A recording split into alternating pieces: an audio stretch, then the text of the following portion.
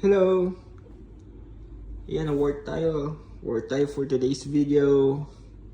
And bumili ako ng food and drinks para mamaya sa lunch break or midnight snack. Ayan, kape para hindi makatulog. At saka, hindi antukin. Ayan. And bread for midnight snack. Coconut. Water.